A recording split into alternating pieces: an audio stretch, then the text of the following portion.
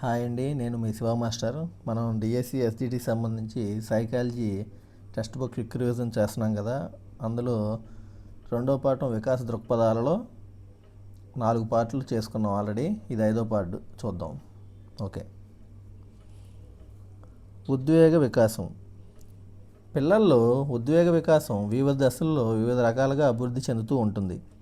పిల్లలకు పుట్టినప్పుడు ఉత్తేజం మాత్రమే ఉంటుంది. కొంతకాలం తర్వాత ఉద్వేగాలు ఒక నమూనాను అనుసరించి వికసించడం జరుగుతుంది. మొదటి సంవత్సరంలోనే ఉద్వేగాత్మక అభివ్యంజనం విశదంగాను స్పష్టంగాను ఉంటుంది. కాబట్టి పసిబిడ్డ ఆలోచనలు భావాలు మనకు అర్థమవడం జరుగుతుంది.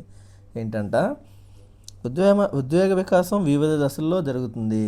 పిల్లలకు పుట్టినప్పుడు ఏముంటుంది? ఫస్ట్ ఉత్తేజం మాత్రమే ఉంటుంది. కొంతకాలం తర్వాత ఉద్వేగాలు ఒక నమూనాను అనుసరించి వికసిస్తూ ఉంటాయి. మొదటి సంవత్సరంలో ఉద్వేగాత్మక అభివ్యంజనం విశదంగాను స్పష్టంగాను ఉంటుంది. కాబట్టి పిల్లల యొక్క ఆలోచనలు భావాలు మనకు అర్థమవటం అనేది జరుగుతుంది. సాధారణంగా ఉద్వేగాలకు లోనుగాని వ్యక్తి అంటూ ఎవరు ఉండరు. అయితే ఇవి కొందరిలో ఎక్కువగాను మరికొందరిలో తక్కువగాను కనిపిస్తూ ఉంటాయి. నిత్య జీవితంలో అనేక కారణాల వల్ల మన ఉద్వేగాలు కారణమవుతాయి. సంతోషం, దుఃఖం, ప్రేమ, నవ్వు, నిరాశ, భయం, కోపం మొదలైనవన్నీ ఉద్వేగాలు. ఈ అనుభూతులు లేని జీవితం నిస్సారంగా ఉంటుంది, ఊహించలేం. సాధారణంగా ఉద్వేగాలు లేని మనిషి అంటూ ఎవరో ఉండరు. ఇవి మనకు సాధారణంగా కనపడుతూ ఉంటే నిజ జీవితంలో మనకు ఎదురయ్యేవే. సంతోషం, దుఃఖం, ప్రేమ, నవ్వు, నిరాశ, భయం, కోపం వీటన్నిటిని ఉద్వేగాలు అనొచ్చు. ఈ ఉద్వేగాలు అనుభూతులు లేని జీవితం నిస్సారంగా ఉంటుంది. ఉద్వేగం అర్థం. ఉద్వేగం లేదా ఎమోషన్ అనే ఆంగ్ల పదం ఎమోవర్ అనే లాటిన్ భాషా పదం నుండి ఉద్భవించింది. ఎమోవర్ అంటే ఉద్వేగపరచుట, ప్రేరేపించుట లేదా ఉత్తేజపరచుట అని అర్థం. ఉద్వేగం ఎక్కడి నుండి వచ్చిందంట? ఎమోషన్ అనే ఆంగ్ల పదం ఎమోవర్ అనే లాటిన్ భాషా పదం నుండి తీసుకున్నారు. దీని అర్థం ఎమోవర్ అంటే ఏంటి? ఉద్వేగపరచుట, ప్రేరేపించుట లేదా ఉత్తేజపరచుట అని అర్థం. ఉద్వేగపరచుట, ప్రేరేపించుట లేదా ఉత్తేజపరచుట అని అర్థం ఎమోవర్ అంటే. ఉద్వేగం అంటే శారీరకంగా మానసికంగా ప్రేరేపించబడిన లేదా కలియబెట్టబడిన మస్తిష్క స్థితి. ఏంటంటే ఉద్వేగం అంటే ఏం డెఫినేషన్ ఇచ్చారు? శారీరకంగా మానసికంగా ప్రేరేపించబడిన లేదా కలియబెట్టబడిన మస్తిష్క స్థితినే ఉద్వేగం అంటారు. వ్యక్తి యొక్క తీవ్రమైన అంతరంగిక చలన స్థితి అని కూడా అంటారు. ఉద్వేగాన్ని ఏమంటారు? వ్యక్తి యొక్క తీవ్రమైన అంతరంగిక చలన స్థితి అని కూడా అంటారు. సామాన్యంగా క్రింది పరిస్థితుల్లో బాలలు ఉద్వేగాలకు లోనవుతారు. బాలలు ఎప్పుడెప్పుడు ఉద్వేగాలు లోనవుతారో చూద్దాం. బాలల జీవన అవసరాలు, మానసిక అవసరాలు సంతృప్తి చెందకపోవడం వల్ల వివిధ పరిస్థితుల్లో సన్నివేశాల్లో కలిగే కోరికలు, ఆంక్షలు, ఆటంకాల వల్ల ఉద్వేగాలకు లోనవుతారు. బాలలు పెంపొందించుకోవలసిన విలువలు, స్వభావాలను బట్టి ఉద్వేగాలు ఏర్పడతాయి. ఉద్వేగాలు 2 రకాలు. సంతోష, ఆనందజనిత ఉద్వేగం. ఇందులో ఏముంటాయి? ప్రేమ, వాత్సల్యం, ఆనందం, సంతోషం, దయ, జాలి మొదలైన వాటిని సంతోష, ఆనందజనిత ఉద్వేగాలుగా చెప్పుకోవచ్చు. రెండోది చూడండి, దుఃఖం, బాధాజనిత ఉద్వేగాలు. ఇవేంటివి? కోపం, అసూయ, ఈర్ష్య, ఆతృత, పగ మొదలైన వాటిని దుఃఖజనిత ఉద్వేగాలుగా చెప్పవచ్చు. సంతోష మరియు ఆనందజనిత ఉద్వేగాలేమో ప్రేమ, వాత్సల్యం, ఆనందం, సంతోషం, దయ, జాలి అయితే దుఃఖ మరియు బాధాజనిత ఉద్వేగాలు వచ్చేసి కోపం, అసూయ, ఈర్ష్య, ఆతృత, పగ. వీటిని దుఃఖ లేదా బాధాజనిత ఉద్వేగాలు అనవచ్చు. భారతీయ శాస్త్రీయ నృత్యం, నాటకాల ప్రకారం ప్రాథమికంగా ఉద్వేగాలు 9. వాటిని నవరసాలు అంటారు. అవేంటో చూద్దాం. నవరసాలు ఏంటో చూద్దాం. ప్రేమ, హాస్యం, విచారం, రౌద్రం, కోపం, ఉత్సాహం, భయం, విసుగు, ఆశ్చర్యం వీటిని నవరసాలు అంటారు. ఏంటంట? ప్రేమ, హాస్యం, విచారం, రౌద్రం, కోపం, ఉత్సాహం, భయం, విసుగు, ఆశ్చర్యం ఈ 9టిని నవరసాలని పిలుస్తారు. పై ఉద్వేగాలకు లోనయ్యే వ్యక్తులు లేదా బాలలు సాధారణంగా కనబడే లక్షణాలు ఏంటో చూద్దాం. వ్యక్తి అంతర్గతంగా శారీరకంగా మానసిక అంశాలలో తీవ్ర పరిస్థితి ఏర్పడుతుంది. గుండె ఎక్కువగా కొట్టుకుంటుంది, రక్తపోటులో మార్పు కనపడుతుంది, శరీరం కంపించిపోతుంది, నోరు తరాడిపోతుంది, చెమటలు పడతాయి. ఇలాంటి లక్షణాలు ఏంటంటే అంతర్గతంగా శారీరక మానసిక అంశాల్లో తీవ్రమైన పరిస్థితి ఏర్పడినప్పుడు ఈ వ్యక్తిలో ఈ లక్షణాలు కనపడతాయంట. కనుచూపుల్లో మొక్క అవలికల్లో మార్పులు ఏర్పడతాయి.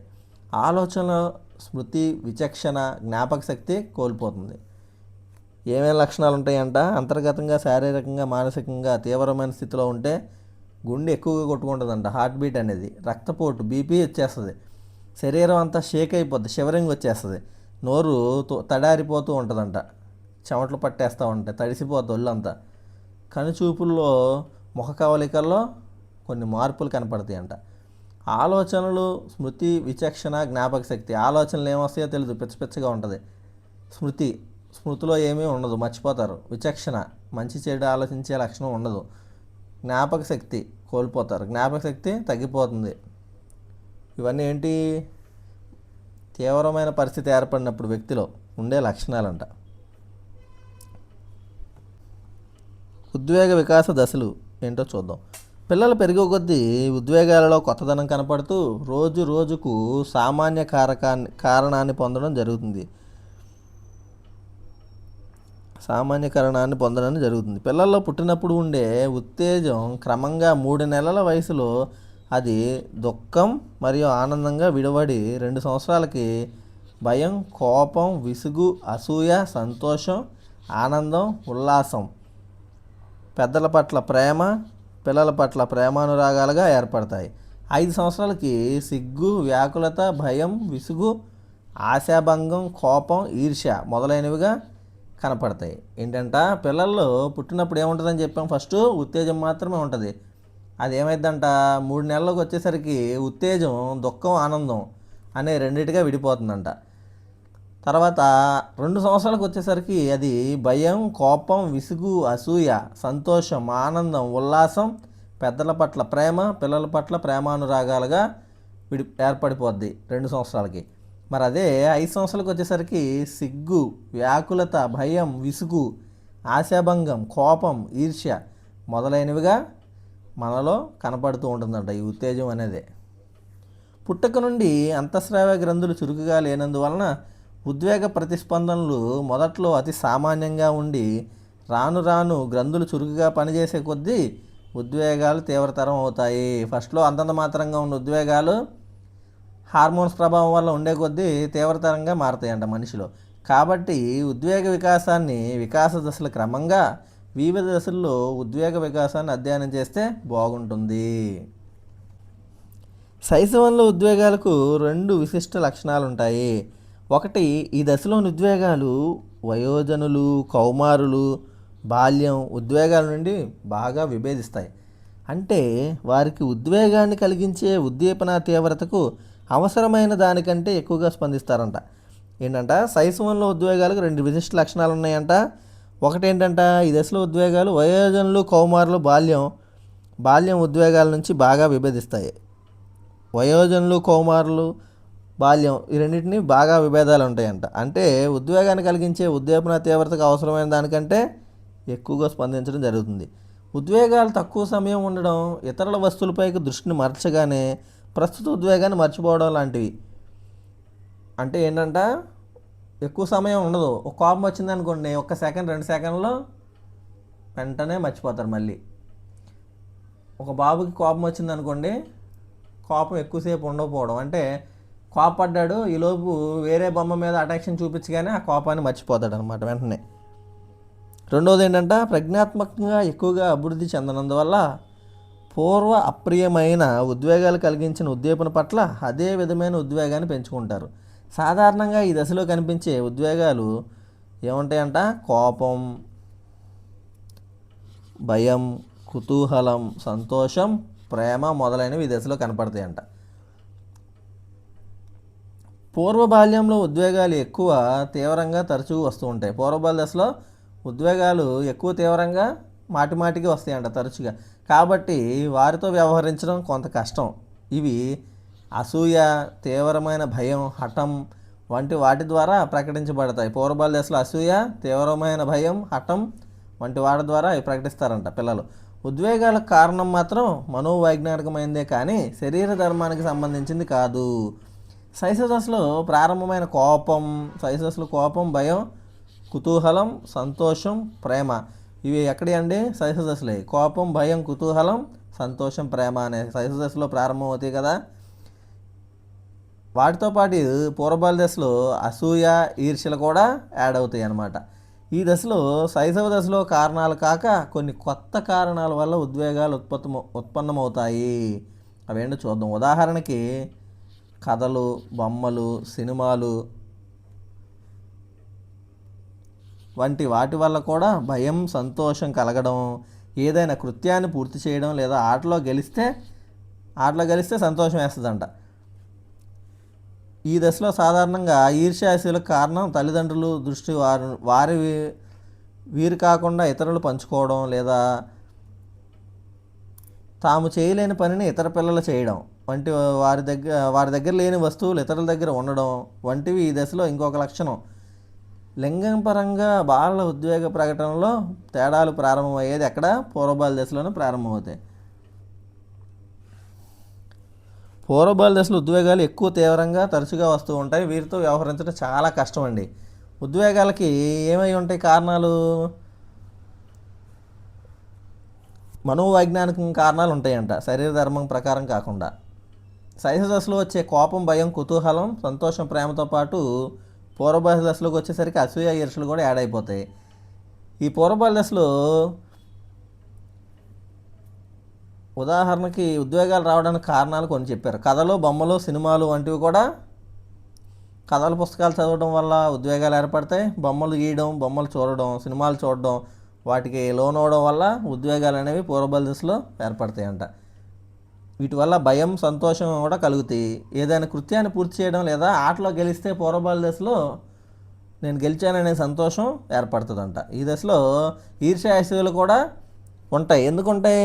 తల్లిదండ్రుల అటెన్షన్ అప్పుడు దాకా చిన్నపిల్లలు కాబట్టి శైశవ దశలో వాళ్ళ మీదే ఎక్కువ ప్రేమతో బుజ్జగించి మాట్లాడడం, చేయడం ఇలాంటివి చేసి సడన్గా తర్వాత తమ్ముడు చెల్లు పుడుతుంది కదా, అప్పుడు అటెన్షన్ అంతా వీళ్ళ మీద కాకుండా వాళ్ళ మీద చూపించేసరికి వీళ్ళకి ఈర్ష్యాశయులు పుడతాయి అన్నమాట. ఈ దశలో ఇంకొక ముఖ్యమైన లక్షణం ఏంటంటే లింగపరంగా బాలల ఉద్వేగ ప్రకటనలో తేడాలు ప్రారంభమవుతాయి అంట. ఆడ మగ అనేది ఎక్కడ? పూర్వబాల దశలోనే ఉద్వేగపరంగా భేదాలు అనేవి ఏర్పడడం జరుగుతుంది. ఉత్తర బాల్యంలో పిల్లలు ఉద్వేగ ప్రకటన, ముఖ్యంగా అనాహ్లాదకరమైన ఉద్వేగాల ప్రకటన వారి వయసు వారికి సాంఘికంగా ఆమోదించదగింది కాదని తెలుసుకుంటారు. వారి వయసు వారు హఠం చేయడం చిన్నపిల్లల ప్రవర్తనలాగా ఉంటుందని, భయానికి పారిపోవడం పిరికివారులాగా భావిస్తారని, వారు బలమైన ఉద్వేగ నియంత్రణ నేర్చుకుంటారు. ఎక్కడ? ఉత్తర బాల్య దశకు వచ్చేసరికంట పిల్లలు ఉద్వేగ ప్రకటనలో నియంత్రణ ఏర్పరచుకుంటారు. హఠం చేస్తే చిన్నపిల్లలు అనుకుంటారు, ఏంట్రా నువ్వు చిన్నపిల్లలాగా మారం చేస్తున్నావు అంటారనే ఉద్దేశంతో దాన్ని వదిలేస్తారు. ఏదైనా భయానికి పారిపోతేనేమో పిల్లల్లాగా పారిపోతున్నావు ఏంటి, పిరికివాళ్ళలాగా అని అంటారు. కాబట్టి వాళ్ళకి ఏం చేయాలో తెలియని అసందిగ్ధ పరిస్థితుల్లో ఉంటారనమాట. ఒక ఉద్వేగ నియంత్రణని ఉత్తర బాల్య దశలో ఏర్పరచుకుంటారు. ఉత్తర బాల్య దశలో కనపరిచే ఉద్వేగాలు పూర్వబాల్య దశతో పోల్చదగినవి అయినప్పటికీ కొన్ని విషయాల్లో విభేదాలు ఉన్నాయంట. మొదటిది వాటిని రేకెత్తించే పరిస్థితులు, రెండవది వాటి ప్రకటనా తీరు.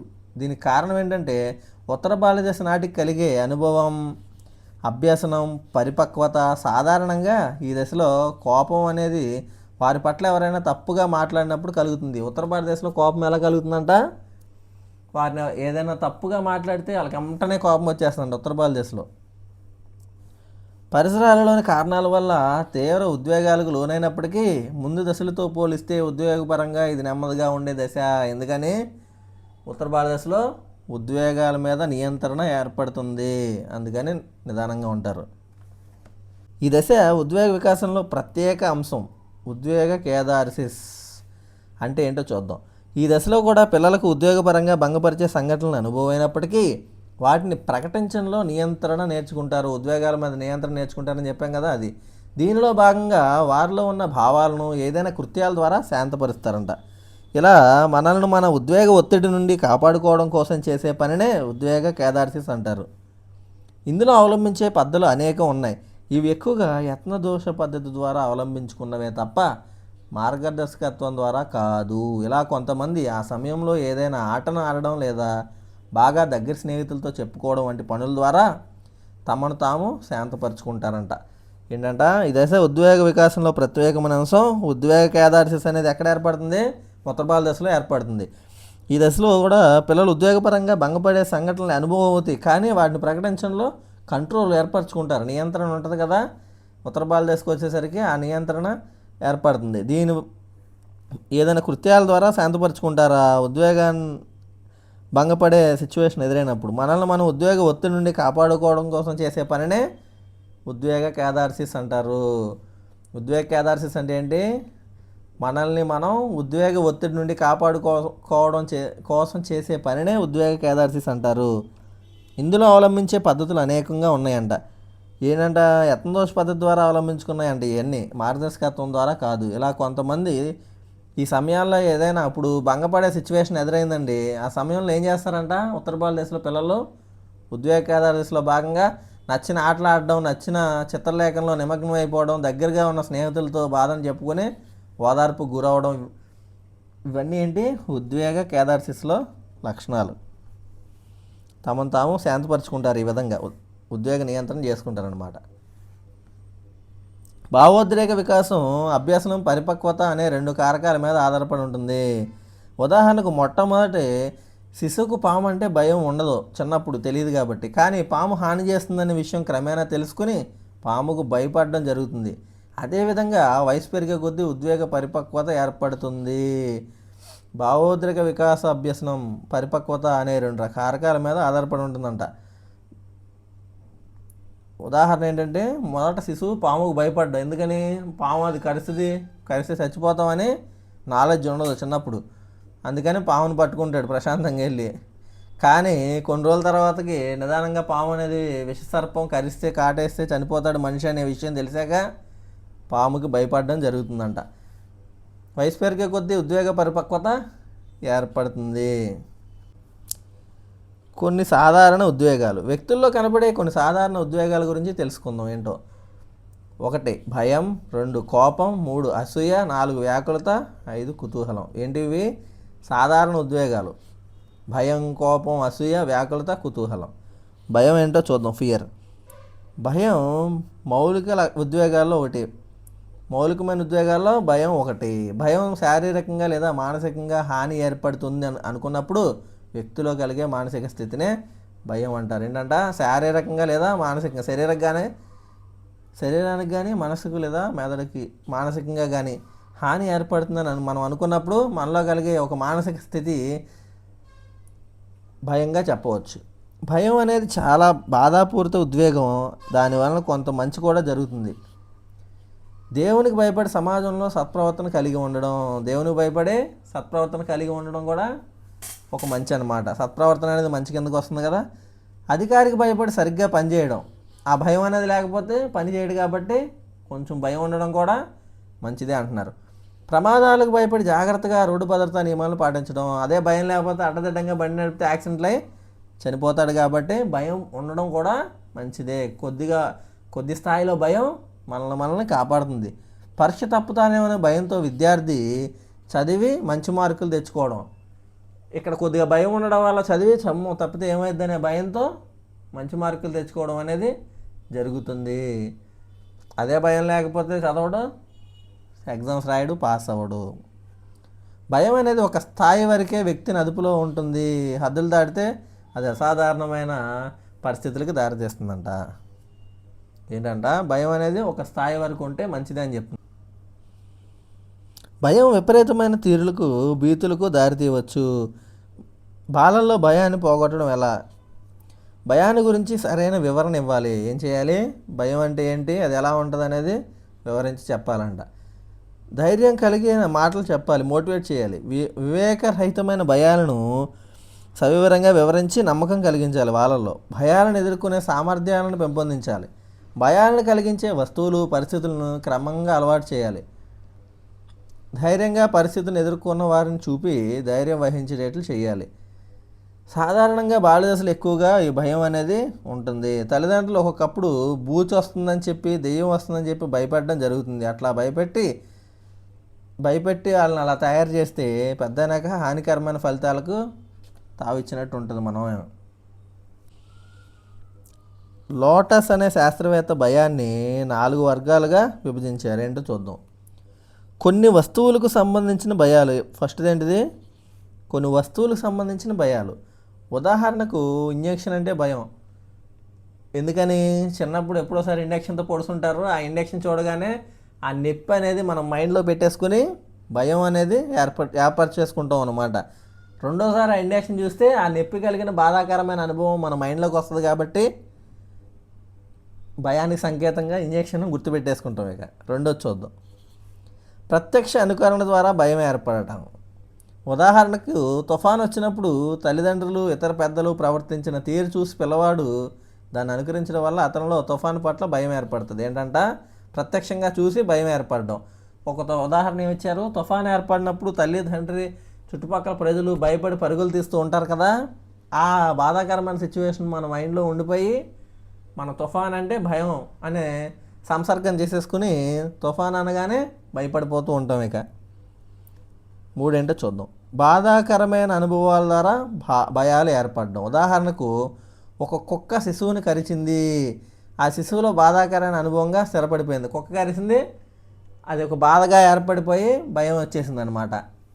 కరిచినప్పుడు కలిగిన బాధ ఇప్పుడు భయం కింద మారిపోయింది. నాలుగోది, వయసుతో పాటు కొన్ని భయాలు, భయాందోళనలు మారిపోతాయి. ఏంటో చూద్దాం.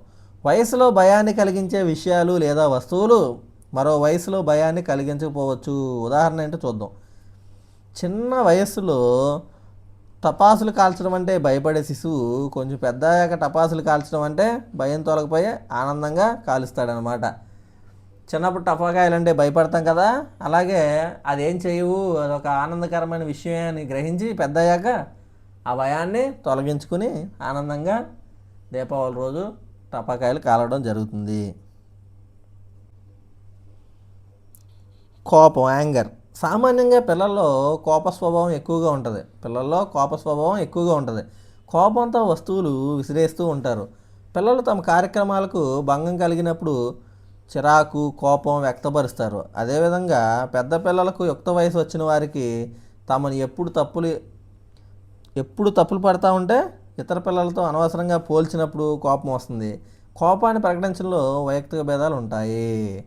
కోపానికి కారణాలంటే చూద్దాం. సామాన్యంగా కోపం ఎక్కువగా ఉంటుందండి పిల్లలకి. ఏదైనా చిన్నది నచ్చని పని చేస్తే కోపంతో ఇసురు కొడతారు వస్తువుల్ని, చిరాకును వ్యక్తపరుస్తూ ఉంటారు. యుక్త వయసు వచ్చిన వాళ్ళని పక్కన వాళ్ళతో పోలిస్తే వాళ్ళకి నచ్చదు, కోపం వచ్చేస్తుంది. ఎప్పుడు తప్పు పడతా ఉంటారు నన్ను అనే భావం ఉండి పక్కన ఆడు ఎలా చేస్తున్నాడు ఇంకొకరిని పొగిడితే వెంటనే బీపీ రేజ్ అయిపోయి కోపం వచ్చేస్తుంది వాళ్ళకి. ప్రతి వ్యక్తి ఒక ప్రత్యేకమైన వ్యక్తికి వైయక్తిక భేదాలు ఉంటాయి. అలాగే కోపాన్ని ప్రకటించడం కూడా వైయక్తిక భేదాలు ఉంటాయంట. ఆ కోపానికి తగిన కారణాలు ఏంటో చూద్దాం. బాలలు చేస్తున్న పనులకు ఆటంకం కలిగించడం. ప్రాథమిక అవసరమైన ఆకలి, దప్పిక, నిద్ర తీరనప్పుడు కోపం వస్తుందంట. శక్తికి మించిన పనులు కల్పించినప్పుడు, మన శక్తి ఎంత అయితే అంత పెద్ద పని ఇచ్చినప్పుడు కోపం వస్తుంది చేయలేక. తనపై దాడి జరిగినప్పుడు, ఎవరైనా వచ్చి చాడీలు చెప్తే లేదా మనల్ని కొట్టినప్పుడు మన కోపం వస్తుందంట. మితిమీరిన క్రమశిక్షణ కోపానికి కారణం అవుతుందంట. వారిలో ఓపిక నశించిపోతే కోపం కింద బయటకు వస్తుంది. కోపాన్ని అదుపులో ఉంచుకునే పద్ధతులు చూద్దాం. బాలల్లో కోపం పుట్టించే విధంగా ప్రవర్తించకపోవడం, బాలలకే కోపం వచ్చేలాగా ఉండకపోవడం అంట. పరిస్థితులను అవగాహన పరచడం, కొట్టడం, తిట్టడం కాకుండా కూర్చోబెట్టి వివరంగా చెప్పడం వలన కోపాన్ని నియంత్రించవచ్చు. బాలలపై అనవసరమైన ఆంక్షలు విధించకపోవడం వలన కూడా కోపం రాకుండా చేయడానికి ఉపయోగపడుతుంది. శక్తికి మించిన పనులు వారికి అప్పచెప్పకపోవడం వల్ల కూడా కోపం రాకుండా చేయొచ్చు. విసుగు పుట్టించే పనులను ఇవ్వకపోవడం, బోరింగ్ పనులు ఇస్తే కోపం వస్తుంది. అలా కాకుండా ఇంట్రెస్ట్గా ఉండే వాటిని ఇవ్వడం ద్వారా వాళ్ళ కోపాన్ని అదుపు చేయవచ్చంట. మూడోది అసూయ. అసూయ అనేది విచారకరమైన భావోద్రేకం. శిశువు తన పట్ల ప్రేమ వాత్సల్యం చూపడం లేదని తెలుసుకున్నప్పుడు అసూయ ప్రకటిస్తాడు. చిన్నపిల్లల్లో సహోదర స్పర్ధ వలన కూడా అసూయ పుడుతుంది. తల్లిదండ్రులు కొంత ఓర్పు వహించి పరిస్థితిని వివరించినట్లయితే కొంతవరకు సహోదర స్పర్ధను అదుపు చేయవచ్చు. తల్లిదండ్రులు ఉపాధ్యాయులు పిల్లల పట్ల పక్షపాత వైఖరి చూపిస్తే అది అసూయకు దారితీస్తుందంట. అసూయ గురించి ఏం చెప్పారు? ఇది ఒక విచారకరమైన భావోద్రేకం. శిశువుకు తన పట్ల ప్రేమ వాత్సల్యం చూపడం లేదు తల్లిదండ్రులు అని తెలుసుకుంటే ఏం ప్రకటిస్తాడు? శిశువు అసూయ ప్రకటిస్తాడు. చిన్నపిల్లల్లో సహోదర స్పర్ధ అంటే ఏంటి? ఫస్ట్ పుట్టిన బాబు 2-3 సంవత్సరాల వరకు ముద్దుగా పెంచుతారు. ఎందుకంటే ఏమైనా తప్పు చేసినా కొట్టరు, ఏమైనా పాలగొట్టినా అరవరు, ఒకడే ఉంటాడు కాబట్టి అటెన్షన్ ఉంటుందన్నమాట. కానీ ఇంకొకరు పుట్టగానే అటెన్షన్ అంతా, తల్లిదండ్రుల ప్రేమ అంతా కొత్తగా పుట్టిన రెండవ శిశువు మీదకి వెళ్ళిపోద్ది. అది చూసి తట్టుకోలేక అసూయ పడతాడంట ఫస్ట్ శిశువు. దాన్ని సహోదర స్పర్ధ అని చెప్తున్నారు. అప్పుడు ఏం చేయాలి? తల్లిదండ్రులు ఓర్పు వహించి పరిస్థితిని వాళ్ళకి అర్థమయ్యేలాగా వివరించాలి. అప్పుడు దాని నుండి అదుపు చేయవచ్చంట. తల్లిదండ్రులు పిల్లలు పక్షపాత వైఖరి చూపిస్తే ఎవరో ఒకరి పట్ల ఇద్దరు ఉన్నప్పుడు రెండో వాళ్ళకే ఆటోమేటిక్గా అసూయ కలుగుతుంది. బాలల్లో ఒకరి పట్ల ఒకరి వల్ల పొందే ప్రేమ వాత్సల్యాన్ని పొందలేకపోవడం వల్ల లేక పొందలేకపోతామనే భయం వలన ఓర్వలేని మానసిక స్థితిని అసూయ అంటారు. అప్పుడు దాకా అమ్మా నాన్న బాగా ఇష్టపడుతూ ఉన్నారు పిల్లోడిని, సడన్గా ప్రేమ వేరే వాళ్ళకి చూపిస్తారేమో అనే భయం వీళ్ళకి ఉండడం, లేదా వాళ్ళు చూపించడం, ఈ 2 కారణాల వల్ల కూడా ఒక మానసిక స్థితికి లోనైపోతారు. ఆ శిశువు ఉండే మానసిక స్థితిని అసూయ అని చెప్తున్నారు. దీనికి గల కారణాలు ఏంటో చూద్దాం. బాలలు తమ తోబుట్టువుల వలన, తరగతిలో తన సహచరుల వలన వారు క్రితం అనుభవిస్తున్న ప్రేమ వాత్సల్యాలలో ఇతరులు భాగం పంచుకోవడాన్ని ఓర్వలేక అసూయ పెంచుకుంటారు. మొత్తం ప్రేమ తల్లిదండ్రిది నాకే కావాలనుకుంటున్నారు అనమాట. వేరే వాడు వస్తే ఓర్చుకోలేడు, ఆ స్థానం నాకే కావాలనుకుని అసూయపడతారనమాట. తల్లిదండ్రులు ఇతరులు వారు చూపే ప్రేమ వాత్సల్యాలను పిల్లల యందు అపసవ్యంగా హెచ్చుతగ్గులతో చూపడం వలన వారిలో అసూయ ద్వేషాలు ఏర్పడతాయి. ఇద్దరు పిల్లలు ఉంటే ఇద్దరిని పక్షపాతం లేకుండా చూడాలంట. ఒకే రకమైన ప్రేమ అభిమానాలు చూపించాలి, లేకపోతే వాళ్ళలో అసూయ ద్వేషాలు రగులుకుంటాయి అన్నమాట. బాలల్లో అసూయ ద్వేషాలు తగ్గించడం ఎలా?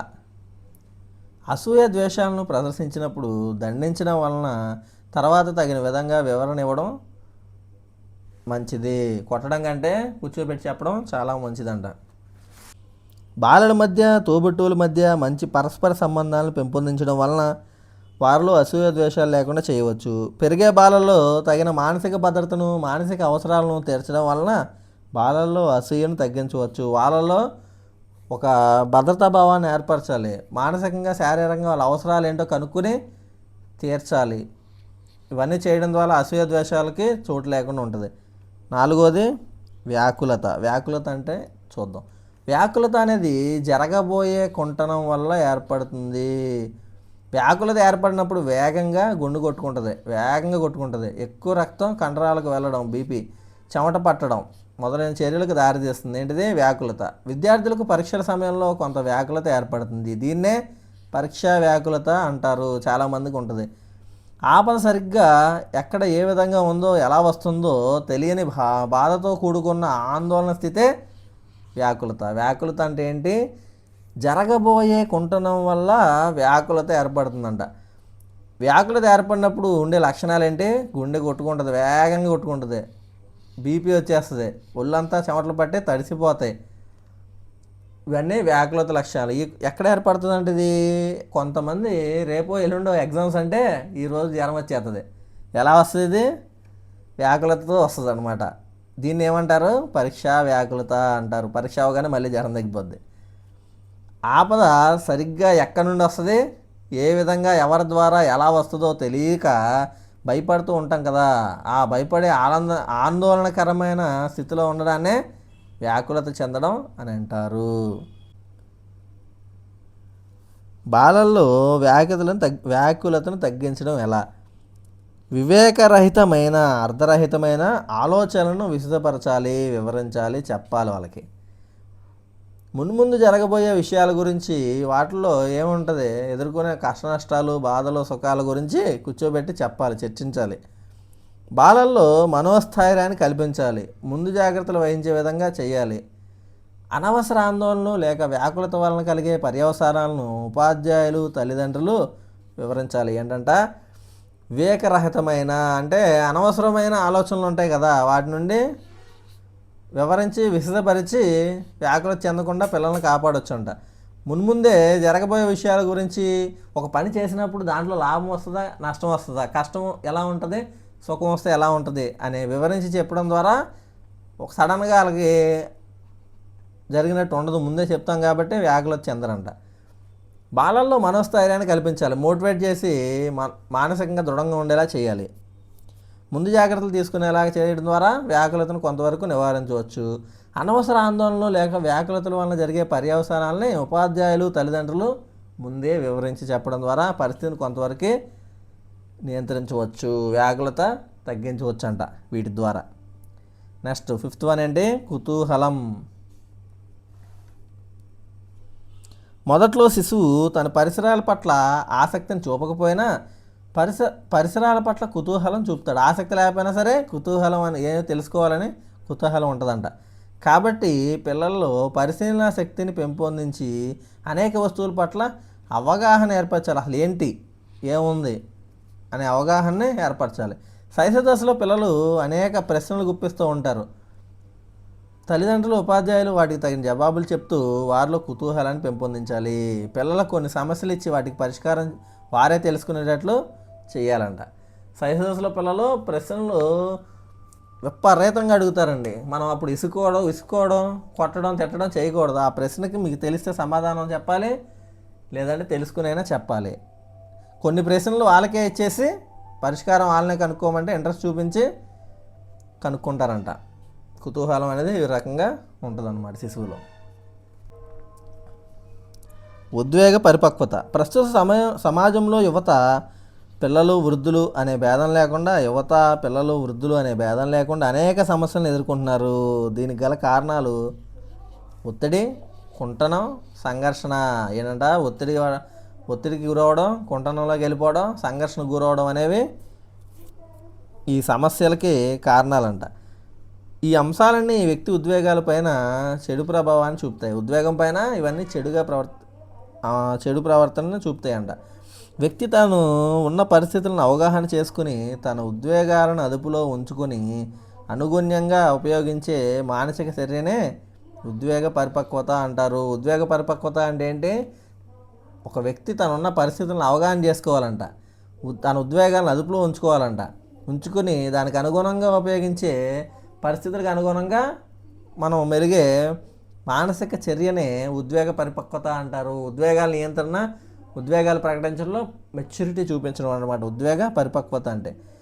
సమాజం హర్షించే విధంగాను అభిలాషించిన తీరును వ్యక్తి తన ఉద్వేగాలను అదుపులో ఉంచుకుని ప్రవర్తించడం ఉద్వేగ పరిపక్వత.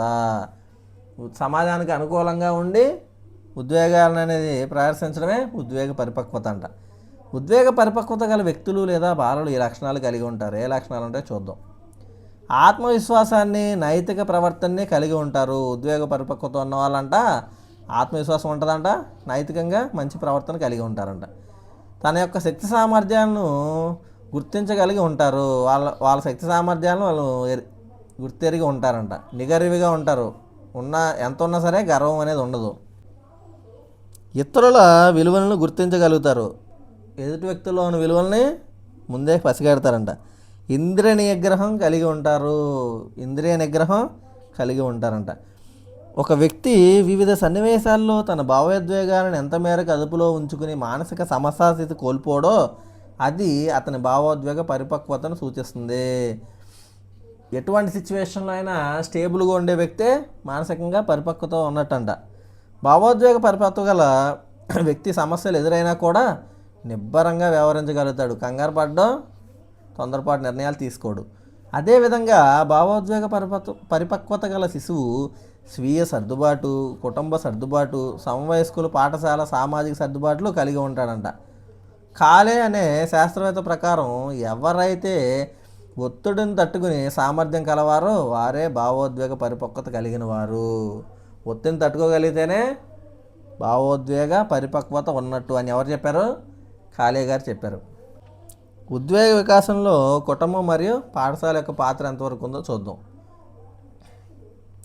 ఉద్వేగ పరిపక్వత పెంపొందించుకోవడానికి తల్లిదండ్రులు పిల్లలను సరైన దిశగా నడిపిస్తూ వారి ఉద్వేగ నిర్వహణకు సరైన మార్గాలు సూచించి వారి వికాసానికి తోడ్పడాలి. ఉద్వేగ పరిపక్వత పెంపొందించుకోవడానికి తల్లిదండ్రులంట పిల్లలను సరైన దిశలో నడిపించాలంట. వారి ఉద్వేగ నిర్వహణకు మార్గం ఎవరు చూపించాలి? తల్లిదండ్రులే చూపించాలంట. పిల్లలు అసభ్యకరంగా ప్రవర్తిస్తే అటువంటి సమయంలో వారిని సరిగ్గా అర్థం చేసుకుని ఆప్యాయతతో దగ్గర తీసుకుని అవాంఛిత ప్రవర్తనను అధిగమించడానికి ఉపాధ్యాయులు చేయూతనివ్వాలి. చాలా ఇంపార్టెంట్. పిల్లలు అన్నాక తప్పులు చేస్తూ ఉంటారు. అలాంటి ప్రవర్తన మనం పిల్లల్లో గమనించినప్పుడు ఏం చేయాలి? ఆయన భయంకరంగా తిట్టడం, కొట్టడం చేయకూడదండి. ఏం చేయాలి? వాటిని అర్థం చేసుకోవాలి. ఆ స్థితిలో వాడి మైండ్ సెట్ ఎలా ఉంటుందో మనం అవగాహన చేసుకుని ఒక సైకాలజీ తెలిసిన ఉపాధ్యాయుడిగా ఏం చేయాలంట? దగ్గర కూర్చోబెట్టుకుని మార్గదర్శకత్వం, మంత్రణం తెలుసు కదా, వాడిని మోటివేట్ చేసి అలాంటి స్థితిలో ఇలా జరిగిద్ది, నువ్వు ఇలా చేస్తే అలా అయిపోతావు అని వాడికి వివరంగా విశదీకరించి సిచ్యువేషన్ అర్థమయ్యేలాగా చెప్పి ఆప్యాయతతో పక్కన కూర్చోబెట్టుకుని ఎలాంటి అవాంఛనీయ సంఘటనలకి దారితీయకుండా ప్రవర్తనలో మార్పులు తీసుకురావడానికి ఉపాధ్యాయుడు ప్రయత్నించాలి. ఉద్వేగ వికాసంలో అనుకూలతలు, ప్రతికూలతలు గల ఉద్వేగాలు ఉంటాయి. ఈ ఉద్వేగాలు నేర్చుకోవడానికి కొన్ని అవకాశాలు ఉన్నాయి. కాబట్టి పిల్లల్లో ప్రతికూల ఉద్వేగాలు రేకెత్తించే సంఘటనలు జరగకుండా జాగ్రత్త పడాలంట. అనుకూలమైన ఉద్వేగాలు, ప్రతికూల ఉద్వేగాలు ఉంటాయి కదా ఉద్వేగాల్లో. అయితే ఇక్కడ ప్రతికూలమైన ఉద్వేగాలు ప్రదర్శించే సిచ్యువేషన్ రాకుండా ఉపాధ్యాయుడు ముందుగానే జాగ్రత్త తీసుకోవాలి. పిల్లల ఉద్వేగాత్మక శక్తులను ఉద్వేగాత్మక విద్య ద్వారా నిర్మాణాత్మక ప్రయోజనాల వైపుకు మరలించాలి. అనగా స్వయం పరిపాలన, నిర్వహణ, స్వీయ నియంత్రణ, లలిత కళలు సంఘాలు, విజ్ఞాన శాస్త్ర సంఘాలు, విజ్ఞాన శాస్త్ర వస్తు ప్రదర్శనలు మొదలైన వాటిని పాఠశాలలో నెలకొల్పడం ద్వారా ఉద్వేగాలని ప్రకటించడానికి అవకాశం కల్పించినట్లుగా అవుతుందంట. అవే కాకుండా బాల బటోద్యమం, ఎన్సిసి, ఎన్ఎస్ఎస్, సామాజిక ప్రజాసేవ, క్రీడలు పోటీలు, మౌఖిక చిక్కు ప్రశ్నల పోటీలు మొదలైన వాటి పట్ల సామర్థ్యాలు, అభిరుచులను పెంపొందించగలిగితే ఉద్వేగాలను నియంత్రించుకోవడానికి, సరిగా ప్రకటించడానికి అవకాశం కల్పించినట్లు అవుతుంది. నెక్స్ట్ భాషా వికాసం. వ్యక్తి తన భావాలను, ఉద్దేశాలను, ఆలోచనలను ఇతరులకు తెలియపరచడానికి భాషను అనేది ఒక సాధనంగా ఉపయోగిస్తాడు. మనం ఎవరికైనా ఏదైనా చెప్పాలంటే భాష ద్వారానే చెప్తాం అన్నమాట. సంభాషిస్తున్న వ్యక్తి 2 ప్రాకార్యాలు నిర్వహించాలి. అవి ఏంటంటే, ఒకటి ఇతరులు చెబుతున్న విషయాలను అర్థం చేసుకోవడం, తన అనుభవాలను, ఆలోచనలు ఇతరులకు అర్థమయ్యేలా తెలియపరచడం. భావ వ్యక్తీకరణను సంభాషణ ద్వారా, ఇంగితాల ద్వారా, గేయాలు, పాటల ద్వారా, చిత్రాల ద్వారా వ్యక్తి భావాలను ఇతరులకు తెలియజేస్తాడు. అసలు భాషా వికాసంలో ఏంటంట, మనం ఎవరికైనా ఏదైనా చెప్పాలంటే త్రూ లాంగ్వేజ్, భాషను మాట్లాడడం ద్వారానే తెలియపరుస్తాం కదా. అందులో 2 రకాలు ఉన్నాయి. ఇతరులు చెప్పేటప్పుడు సరిగ్గా వినాలి, మన వద్ద ఉన్న విషయాన్ని ఇతరులకు అర్థమయ్యే విధంగా వివరించాలి. రెండోది, ఈ 2 ఉంటేనే భాషను సరిగ్గా ఉంటుందంట. మనం ఏ రకంగా చేస్తాం భావ వ్యక్తీకరణ? ఇంగితాల ద్వారా, గేయాలు పాడడం ద్వారా, చిత్రాలు, బొమ్మలు వేయడం ద్వారా వ్యక్తులకి మనలో ఉన్న భావాలని తెలియపరుస్తాం అన్నమాట. మన భావాలను ఇతరులకు తెలియచేయడానికి, ఇతరులు చేస్తున్న విషయాలను అర్థం చేసుకోవడానికి కొంత సమయం పడుతుంది, ఓపిక పట్టాలి. కానీ వాటిని సంబంధించిన పునాదులు ఎక్కడ పడతాయి? శైశవ దశలో ఏర్పడతాయి. సంభాషణను అర్థం చేసుకోవడం. శిశువులు ఇతరులు చెప్పిన విషయాలను అర్థం చేసుకోగలరు, కానీ వారు తన అనుభూతులను, ఆలోచనలను మాటల రూపంలో వ్యక్తం చేయలేరు. చిన్నప్పుడు మాటలు రావు కదా. అందువల్ల ఇతర పద్ధతుల ద్వారా అవసరాలను భావాలను తెలియజేస్తారు. ఏంటో చూద్దాం. ఏంటంట ఇంగితాలు, ముఖ కవలికలు, స్వరస్థాయి మొదలైన విషయాల ఆధారంగా శిశువులు వ్యక్తపరుస్తున్న విషయాలను ఇతరులు అర్థం చేసుకోవడం జరుగుతుంది. ఇది వారి ప్రజ్ఞా స్థాయి మీద, మాట్లాడుతున్న వ్యక్తి ప్రోత్సాహం మీద ఆధారపడి ఉంటుంది. చిన్నపిల్లలు మాట్లాడలేని స్థాయిలో వయసులో దేని ద్వారా భావోద్వేగాలను వ్యక్తపరుస్తారంట? ఇంగితాల ద్వారా. కొన్ని అరుపులు, కేకలు ఉంటాయి కదా చిన్నప్పుడు, ఇంగితాలు. ముఖ కవలికలు, ఫేషియల్ ఎక్స్ప్రెషన్స్ ద్వారా. ముఖం చెట్లు ఇచ్చిన పెడితే ఇష్టం లేదని, నవ్వితే హ్యాపీగా ఉంది, వాళ్ళకి ఇష్టపడుతున్నారని ఇలా అర్థం చేసుకుంటాం. స్వరస్థాయి, బాగా గట్టిగా మాట్లాడితే కోపం వచ్చిందని, తీయగా ప్రేమగా మాట్లాడితే ఇష్టపూర్వకంగా ఉందని అర్థం చేసుకుంటాం. వివిధ శిశువులు ఈ విధంగా వ్యక్తపరిచిన విషయాలకి మనం వాళ్ళు ఏ రకంగా రెస్పాండ్ అవుతున్నారు మనకు చెప్పిన దానికి అనేది మనకు అర్థమవుతుంది అనమాట. ఇది వారి ప్రజ్ఞా స్థాయి మీద, మాట్లాడే వ్యక్తి యొక్క ప్రోత్సాహం మీద ఆధారపడి ఉంటుంది. ఫస్ట్ కేరింతలు. స్వరపేటిక వికాసం చెందిన తర్వాత శిశువు అనేక రకాల శబ్దాలు చేయగలడు. ఆ శబ్దాల నుంచి క్రమంగా మాటలు ఉచ్చరించడం ప్రారంభమవుతుంది. కేరింతలు 6 నెలల వయసులో ప్రారంభమవుతాయి. ఎప్పుడు ప్రారంభమవుతాయి కేరింతలు? 6 నెలల వయసులో ప్రారంభమవుతాయి. ఇవి హల్లు, అచ్చుల కలయిక కలిగిన శబ్దాల స్రవంతి. హల్లు శబ్దం, అచ్చు శబ్దం కలిగిన శబ్దాల యొక్క స్రవంతి కలయిక అనమాట. కేరింతకు ప్రత్యేక అర్థం ఏమి ఉండదు. శైశవ పూర్తయ్యేసరికి కేరింతలు పోతాయి, అదృశ్యం అయిపోతాయి, మాయమైపోతాయి అంట. శైశవ 2 సంవత్సరాల తర్వాత కేరింతలు అనేవి కనపడవు. నెక్స్ట్ ఇంగితాలు. భాషకు బదులుగా శిశువు ఇంగితాలను ఉపయోగించడం జరుగుతుంది. కొన్ని పదాలు అభ్యసించిన తర్వాత ఆ పదాలతో ఇంగితాలను కలిపి శిశువు వాక్యాలుగా రూపొందిస్తారు. శిశువు 9 నుండి 12 నెలల వయసులో సంప్రదాయ ఇంగితాలను ఉపయోగించడం జరుగుతుంది. ఇంగితాలు ఎప్పుడు ఉపయోగిస్తాడు? 9 నుండి 12 నెలల వయసులో ఇంగితాలను ఉపయోగిస్తాడంట. భాషకు బదులుగా చిన్నప్పుడు ఇంగితాలనే ఉపయోగించడం జరుగుతుంది. కొన్ని పదాలు అభ్యసించిన తర్వాత వాటితో పాటు ఇంగితాలను కలిపి ఉపయోగిస్తాడు. ఇంగితాలు అనేవి 9 నుండి 12 నెలల వయసులో శిశువు ఉపయోగించడం అనేది జరుగుతుంది. బాయ్ బాయ్ అని చేతులు ఊపడం చిన్నప్పుడు. ఈ ఇంగితాన్ని ఎప్పుడు 13 నెలల వయసులో చూస్తాం అన్నమాట పిల్లల్లో. అదేవిధంగా ఖాళీ కప్పు నోటి దగ్గర పెట్టుకోవడం ద్వారా పాలు కావాలని సూచించడం, చేతులను చాపడం ద్వారా ఎత్తుకోమని అడగడం, ఇవన్నీ ఏంటి? ఇంగితాలను వ్యక్తపరిచే సూచనలు అన్నమాట. సంభాషణ అభ్యసించడం. శైశవ దశ మొదటి భాగంలో సంభాషణలకు సంబంధించిన శరీర భాగాలపై అపరిపక్వత కారణంగా మాట్లాడలేడు. డెవలప్ అవ్వదు కాబట్టి అప్పుడే శైశవ దశలో మాట్లాడడం అనేది జరగదు. అందువల్ల తన అవసరాలను తెలియచేయడానికి ప్రాక్ సంభాషణ రీతులను ప్రకృతి సిద్ధంగానే ఉపయోగించే సామర్థ్యాలనే శిశువు కలిగి ఉంటాడంట. ప్రాక్ సంభాషణ రీతులు ఏంటో చూద్దాం. ప్రాక్ సంభాషణ రీతులు: ఏడవడం, కేరింతలు, ఇంగితాలు, ఉద్వేగాలు, వ్యక్తీకరణ. ఏడవడం జన్మించిన మొదట కొద్ది నెలల వరకు ఉంటుంది. తర్వాత కేరింతలు వికాసం చెందుతాయి. కేరింతల నుంచి సంభాషణ సామర్థ్యం వికాసం చెందుతుంది. ఏడవడం ద్వారా, కేరింతల ద్వారా, ఇంగితాల ద్వారా ఉద్వేగాలను వ్యక్తీకరిస్తాడంట. ఏడవడం జన్మించినాక కొన్ని నెలల వరకే ఉంటుందంట. ఆ తర్వాత కేరింతలు వస్తాయి. కేరింతలు కూడా అదృశ్యం అయిపోయి నిదానంగా సంభాషణ అనేది డెవలప్ అవుతుంది మనిషిలో. ఏడవడం ద్వారా శిశువు తన అవసరాలను తెలియజేస్తాడు. Very good. ఏడుపు మొదటి సాంఘిక స్థాయి. ఏడుపు అంట మొదటి సాంఘిక స్థాయి అంట. ఏడుపు స్వరస్థాయిని అనుసరించి శిశువు ఏడుపు గల కారణాన్ని గుర్తించవచ్చంట. ఏడవడం ద్వారా ఏంటంట? శిశువు పాలు కావాలనుకో గట్టిగా ఏడిస్తే పాలు తీసుకొస్తారని తెలుసుకుంటాడు కాబట్టి ఒక్క కేకేస్తాడు గట్టిగా. అప్పుడు ఆ ఏడుపు ద్వారా పిల్లవాడికి పాలు అవసరమని తల్లి కానీ తండ్రి కానీ అందిస్తారు. ఈ ఏడుపు అనేది సాంఘిక స్థాయి. ఏంటి? మొదటి సాంఘిక స్థాయి. పిల్లల్లో చూసే మొదటి సాంఘిక స్థాయి శిశువులో. ఏడుపు స్వరస్థాయిని అనుసరించి శిశువు ఏడుపు గల కారణాన్ని తల్లిదండ్రులు ఇట్టే కనిపెట్టేస్తారంట. ఏడుపుకి ఎంత ఉందో చరిత్ర. ఉద్వేగాల వ్యక్తీకరణ అత్యంత ముఖ్యమైన ప్రాక్ భాషా రూపం. శిశువు తన ముఖ కవలికల ద్వారా తన ఉద్వేగ స్థితులను వ్యక్తపరచడం జరుగుతుంది. శిశువు తన ఉద్వేగాలను నియంత్రించుకోలేరు. అందువలన వారు చెప్పదలుచుకున్న విషయాలను వారి ముఖ కవలికలను, శరీర కదలికలను అనుసరించి మనం గుర్తించగలుగుతాం. ఇతరుల ముఖ కవలికల ఆధారంగా శిశువు ఇతరులు చెప్పదలుచుకున్న విషయాలను గ్రహించగలడు, తెలుసుకోగలడు.